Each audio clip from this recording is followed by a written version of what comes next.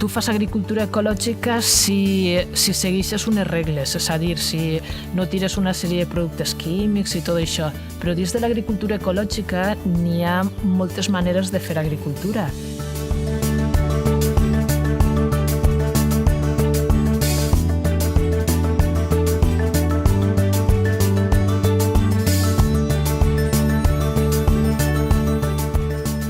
Jo tota la vida he estat treballant sentar, duent la comptabilitat, la fiscalitat.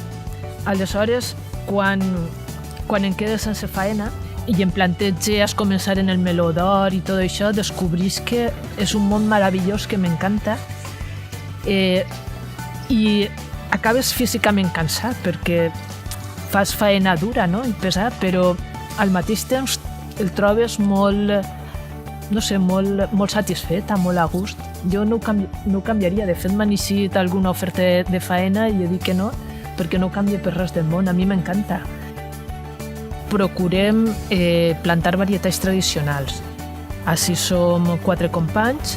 Un d'ells, Carlos, és el que està dedicant-se i fa el planter i es preocupa d'aconseguir les llavors. Està en el banc de llavors en Germinar la Vall, i tenim varietats que són antigues, recuperades.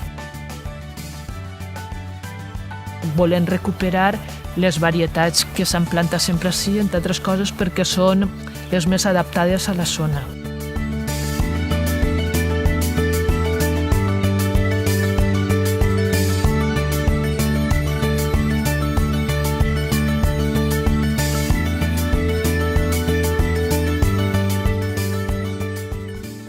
Duem una vintena de cultius alhora.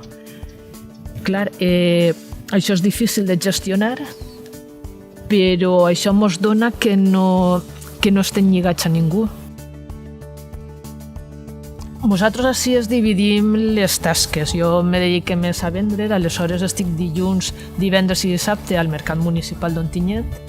Dimarts i dijous el que faig és collir, perquè jo cuic, perquè dimecres anem a preparar en caixes, perquè venem a través d'internet, tenim una xarxa de consumidors, i dijous jo cuic per divendres. I divendres i dissabte estic venent. Si venc prou, que veig que me queda curta, jo crido, envio un WhatsApp i els xicons me cullen. I els diumenges, uno dels 3 xicons es turna i en cull lo del dilluns, perquè dilluns en Ontinyent és un mercat prou important. I després els xicons cada un es dedica a una cosa.